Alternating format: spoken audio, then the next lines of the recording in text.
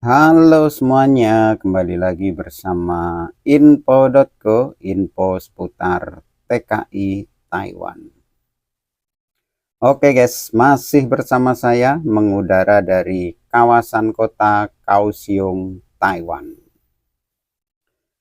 Oke, di edisi kali ini saya lagi di atas kapal guys. Nah, ini jadi suasana malam di pesisir kota Kaohsiung, Taiwan. Jadi saya naik kapal untuk menyeberang ke pantai Sichin ya. Jadi ingin melihat suasana malam di pantai Sichin itu kayak apa. Terus saya naiknya lewat naik kapal. Jadi di atas kapal ini sekalian saya akan menjawab pertanyaan dari teman-teman info.co ya, yang bertanya lewat kolom komentar itu, bertanya tentang situasi atau keadaan pabrik yang ada di Taiwan untuk saat ini guys. Jadi mungkin yang bertanya ini adalah teman-teman calon TKI Taiwan ya, yang mau berangkat ke Taiwan itu ingin tahu suasana atau gambaran pabrik yang ada di Taiwan untuk saat ini. Oke, langsung saja saya jawab. Tapi jawaban ini menurut pengetahuan saya aja ya, dan saya akan menjawab sesuai dengan keadaan pabrik yang saya ketahui, terutama di pabrik saya dan pabrik teman-teman saya yang bekerja di sekitar di kawasan sini ya. Tapi ini tidak menggambarkan keseluruhan pabrik yang ada di Taiwan, tidak. Ini hanya sebuah gambaran pabrik di mana di sekitar tempat kerja saya atau pabrik tempat saya bekerja. Jadi kalau setahu saya guys ya, setahu saya itu kalau untuk saat ini di akhir tahun 2024 menjelang 2025, ini kondisi pabrik di Taiwan ya, khususnya di daerah sini lah, di sekitar saya sini, ini sudah mulai stabil guys. Jadi perekonomian Taiwan itu sepertinya sudah mulai stabil, dan itu berpengaruh terhadap kondisi pabrik juga. Jadi kondisi pabrik itu juga udah mulai membaik. Dalam arti membaik itu bagaimana? Udah seringnya banyak lemburan. Entah itu lemburan jam yang misalkan lembur jam itu lembur yang misalkan sampai jam 8 malam atau jam 7 malam atau sampai jam 9 malam. Nah, itu sudah mulai aktif lagi guys. Ini enggak hanya di pabrik saya ya, di pabrik teman-teman saya itu yang pabrik krom besi yang krom serbuk itu aja juga lembur terus, tapi dia lemburnya hanya sampai jam 7 malam. Terus setiap hari Sabtu dan Minggu itu juga sering lembur juga guys. Apalagi di pabrik krom aluminium ya, yang sebelum saya bikin video ini udah saya upload videonya, itu udah luar biasa juga lemburannya. Jadi secara gambaran saya, secara pengetahuan saya itu pabrik-pabrik di Taiwan itu sudah mulai membaik. Tapi sekali lagi ini tidak menggambarkan semuanya ya, kalau semuanya ya namanya pabrik pasti ada yang lancar, ada yang kurang lancar, ya itu hal biasa. Tapi ini jawaban ini sepengetahuan saya, setahu saya gitu aja. Terus terutama kalau di pabrik saya ya, kalau di pabrik saya ini sudah lama sejak tahun 2022. Nah, pokoknya setelah COVID itulah ya.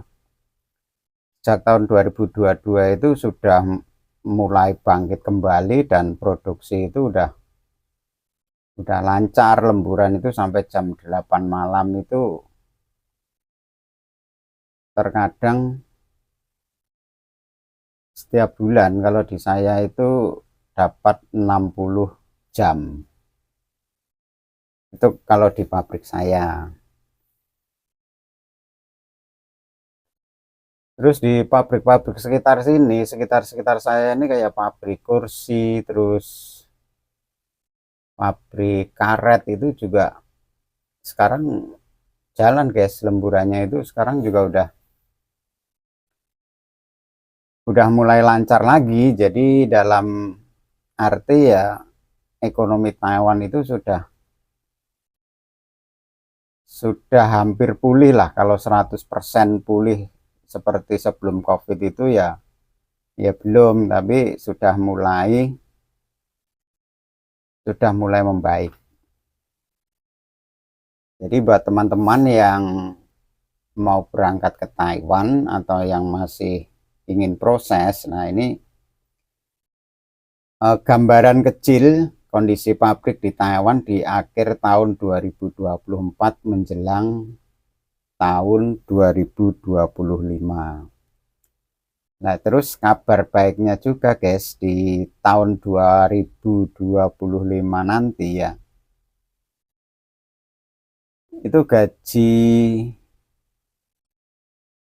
sektor formal, khususnya di pabrik ya, itu mengalami kenaikan di kisaran 28 ribuan guys. Kalau sekarang kan 27.400 berapa begitu ya.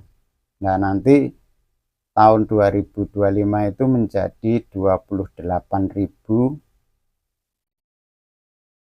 koma sekian gitu. Jadi ya alhamdulillah aja ya. Di samping kondisi pabrik sudah mulai membaik, nah terus upah gajinya juga ada kenaikan. Jadi buat teman-teman semuanya yang masih proses atau yang ingin proses, nah silahkan yang berminat silahkan mengikuti proses dengan jalur yang benar, jangan melewati jalur yang salah atau jalur yang keliru. Soalnya banyak juga kasus teman-teman yang ingin berangkat ke Taiwan dengan secara cepat, misalkan ada iming-iming di media sosial itu bisa mengurus atau memberangkatkan TKI dalam jangka waktu yang cepat, misalkan hanya sebulan apa gimana lah, itu perlu ditinjau secara teliti, jangan asal ikut atau mengiyakan. Soalnya secara normal proses ke Taiwan itu biasanya memerlukan waktu antara 3 sampai 6 bulan guys, bahkan ada yang sampai hampir setahun juga ada ya. Jadi mohon bersabar dan ikuti langkah-langkah yang benar. Takutnya seperti kasus yang sudah-sudah itu malah kena penipuan sampai uang berpuluh-puluh juta habis ya gara-gara kena tipu oleh oknum-oknum yang tidak bertanggung jawab karena diiming-imingi sanggup memberangkatkan dalam hanya waktu yang relatif singkat. Itu pesan dari saya. Jadi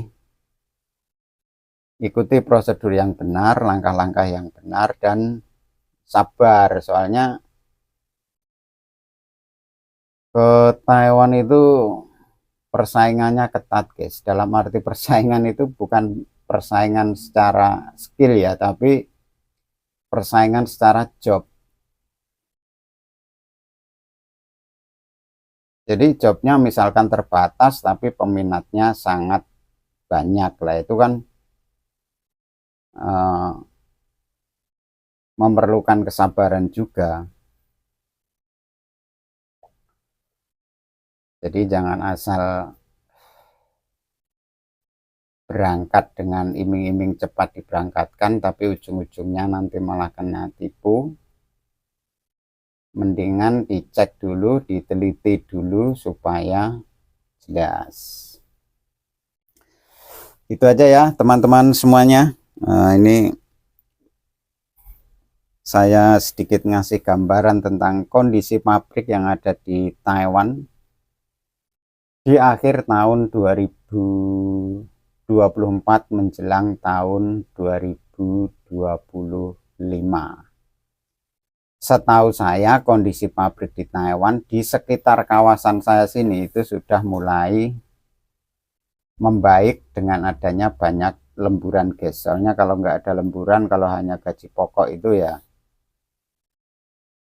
ada sisa, tapi sangat minim lah. Soalnya biaya hidup di Taiwan itu sekarang serba mahal, guys. Kita belanja ke pasar aja bawa uang 1.000 ya, bawa uang 1.000 itu udah cuman dapat apa gitu, nggak seberapa lah.